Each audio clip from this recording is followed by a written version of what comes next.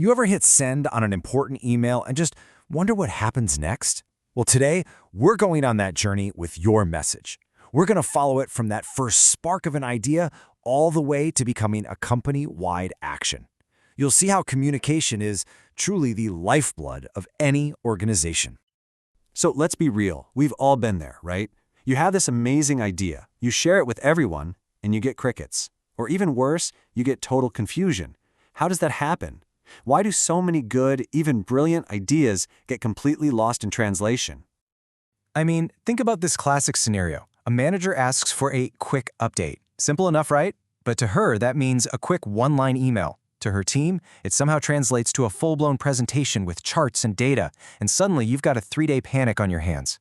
It's just one little misunderstanding, but it shows you how high the stakes really are. So let's get into it. Let's look at the engine that drives this whole process so we can all avoid these kinds of costly breakdowns. Okay, so to understand the journey, you got to understand the vehicle. Communication isn't just about talking or typing. It's a really precise, multi-step process that has to work perfectly. It's actually a 6-step loop, and every single step is critical. It all starts with the communicator, the sender, who has an idea. They have to encode it into a message, pick a medium like an email or a phone call, and then send it off to the receiver. The receiver then has to decode that message, try to figure out what it means. But here's the part everyone forgets, the most important part. They provide feedback. That feedback is what closes the loop. It's what turns a one-way street into a real conversation. Let's zoom in on that word, encoding. This is that crucial moment where you take the idea that's perfectly clear in your head and translate it into something someone else can understand. You package it into words or a slide deck or just a simple chat. And the whole point isn't just to send it, but to package it in a way that your receiver can actually open and understand. And on the flip side, you've got decoding. This is where the receiver gets your package and tries to translate it back into an idea. But here's the catch. Their interpretation is totally shaped by their own experiences, their background, their mood that day. This is the first and maybe the most common place where a message can just completely go off the rails. Which is exactly why feedback is so vital. It's the only thing that closes that communication loop. It could be a quick email saying got it, or a question, or, actually doing the task. That feedback is the only way the sender knows if their message actually landed the way they wanted it to. Without it, you're basically just shouting into the wind. All right, so our message is encoded and ready to go. Now it needs a path to travel. And you have to picture every organization as this complex maze of communication channels. You've got the official highways, and then you've got all these hidden back alleys. So inside this maze, you've basically got 2 types of pathways. First, you have the formal channels. These are the official routes on the org chart. They're structured, they keep things orderly, but man, can they be slow. And then you have the informal channel. What we all know and love is the grapevine. It's just a network of friendships and social ties, and info there travels at the speed of light. Here's a pro tip. Smart leaders never try to kill the grapevine, they listen to it. Because it's the organization's real-time emotional dashboard. Now, within those official formal channels, messages really only flow in 3 directions. You've got downward communication, which is for instructions and new policies coming from the top. Then there's upward communication, which sends reports and feedback back up the chain of command. And finally, there's horizontal or lateral communication. This happens between people at the same level, like 2 managers coordinating on a project. So, our message has started its journey, but it's definitely not going to be a smooth ride. There are all these villains lurking around every corner, just waiting to twist, distort, or completely destroy it. We call these the barriers to communication. And these roadblocks come in all shapes and sizes. Sometimes it's the very structure of the company that causes the problem.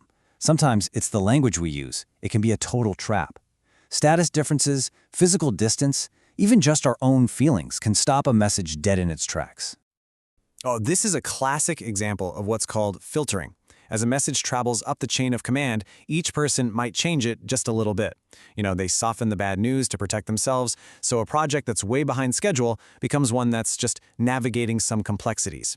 And what's the result? The person at the very top has no idea what's actually going on. The gap in status between a boss and an employee can also be a huge barrier. A subordinate might be absolutely terrified to report a mistake because they think their boss just won't get it, or worse, will totally flip out. That fear stops critical information from getting where it needs to go, and so the problems just get bigger and bigger. And finally, You have the language barrier, or what we call the problem of semantics. The same word can mean totally different things to different people. When someone starts throwing around a bunch of technical jargon or really vague terms, what happens? The receiver might be too embarrassed or intimidated to ask for clarification, so they just nod along, having absolutely no idea what they're supposed to do next. Okay, so how do we actually get our message safely past all of these roadblocks? Well, we need a toolkit. We need a set of principles that can make our communication clear, powerful, and actually effective. So here are 5 keys that will absolutely change the game. First, clarify your idea. Before you say anything, know exactly what you want to achieve. Second, use clear language. Ditch the jargon. Speak to your audience in words they'll understand. Third, listen actively. Remember, communication is a two-way street. Fourth, encourage and provide feedback. You got to close that loop we talked about. And finally, and this one might be the most important of all, match your actions to your words. The most powerful message is one that you live, not just one that you say. And all of this brings us to the ultimate destination for our messages journey. See, the whole point of sending messages back and forth in a company isn't just to share info. It's to achieve something way, way bigger.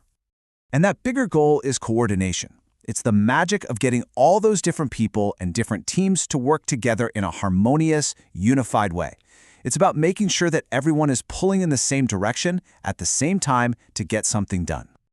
As the management writer Heyman Tayan put it, coordination is all about getting the timing, the quality, and the execution just right, so that all these separate efforts come together to hit that common goal. I mean, that's the beautiful music a well-run organization makes, and it is all powered by effective communication. So as we wrap up our little journey here, I'll just leave you with this one last thought. If communication is the key to creating that synchronized action, to achieving a common goal, then isn't it more than just another management task? Isn't it maybe the ultimate leadership tool? Something to think about. Thanks for joining me.